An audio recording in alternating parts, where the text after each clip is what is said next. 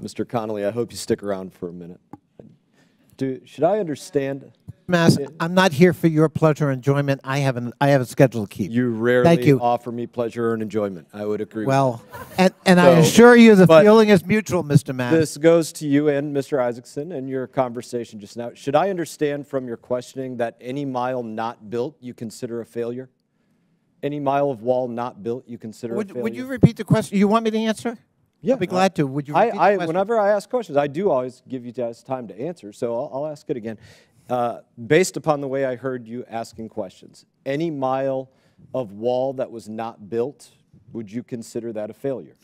I consider the fact that a presidential candidate campaigned on the issue of I will build a wall that covers the entire border of the United States with Mexico, and the Mexicans will pay for it. I heard you talking. And he got rallies, to answer that. Mile of wall yes, not built I consider that an abject failure, and I consider it a mile of wall not built as a failure. And I consider it a con job on the American people. Do you think we should build every single mile of wall? Should we build every single mile of wall? I don't think it's practical, and I don't think it will work. I think it shows how little you know about physical security. Well, I don't think it's your business to be speculating on what I know and don't know, Mr. Mast. It's my business, physical security, being on one side of a wall or another. Why don't you stick to what you know as opposed to what I know? I can speak to what you know. I can speak to what it appears that you know. Well, I think we all can. You're good at throwing insults. I know I've seen it with Mr. Meeks. Not an insult, in fact. Mr. Chairman, Mr. Chairman, I'm sorry. I thought I was being asked questions and of course and being able to answer. And does the gentleman from Florida yield to the gentleman from Virginia? I did, but I'm going to move back to the panel now.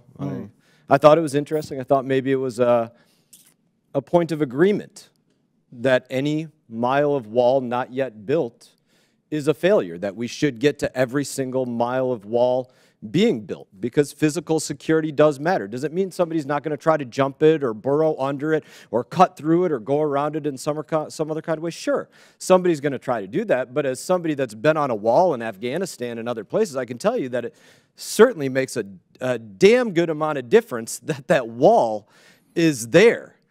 How tall it is, how much of an area it encompasses, you name it, it makes a huge amount of difference. And so I thought it could have been a point of bipartisanness. Mr. Isaacson, I want to ask you a question. Your testimony was interesting, and the testimony of everybody was interesting. You said this is not the border situation the U.S. government prepared for. Expand a little bit. Absolutely. In the 1990s and after 9/11, we built up a border infrastructure designed for Mexican males or potential terrorists. And now, 2/3 of who are coming are people asking for asylum and are often families and children. And I think the numbers bear that out. I don't think you're saying something that's not true in there. And I think when we layered upon things that the other panelists have said, I think it works very well to say, okay, we have a situation that wasn't prepared for, but are we going to follow the law or are we not going to follow the law? Do words have meaning or do words not have meaning? Are we going to say that somebody is granted asylum because we're going to not define the word humane or inhumane and just say, well, if there was meanness in your country, then you're allowed in? Or if there was poverty in your country, that constitutes a credible threat to life, so you're going to be allowed in. Or if you used the word intimidation in earlier questioning, said there was intimidation. If there's intimidation, does that constitute a credible threat to life? And the fact of the matter is, the situation at the border is not what we prepared for, because we're allowing people in under definitions that don't meet what we prepared for. We prepared for an actual, credible threat to life.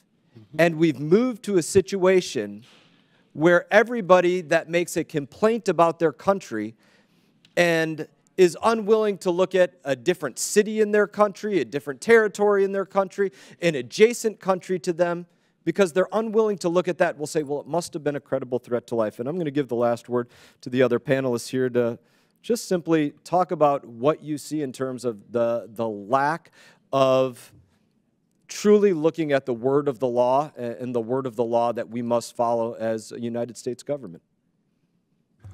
Well, thank you for that important question.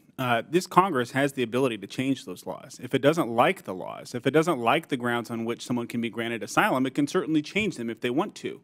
but doing so would be I think, a serious problem to cover all of those areas, because we cannot become the place for everyone across the world to come to this one country. God made a wonderful world. It has a lot of great places across it. We cannot be the only place in the entire world where every single person who wants more money or better protection from crime comes to the United States to be saved. What I would say is that one of the other things that is critically important about this entire situation is that, factually speaking, right now at the border, these people, the vast majority, the overwhelming majority of aliens crossing the border are not even being subjected or assessed for credible fear screenings. They're not even testing if these people have an asylum claim. They're just issuing court papers and letting them go. Out of, I think yesterday there was something like 9,400 crossings at the border, and out of that 9,400, preliminary reporting indicates at least 5,200 of them were just given paperwork to go show up in court someday. This is a significant and serious problem. The administration is not even assessing these people for any potential asylum claims. They're just letting them. Gentleman's time's expired. Hey everyone, thank you for watching this video. If you enjoyed the video, please click like and subscribe. I will be back on YouTube with more exclusive content, so stay tuned.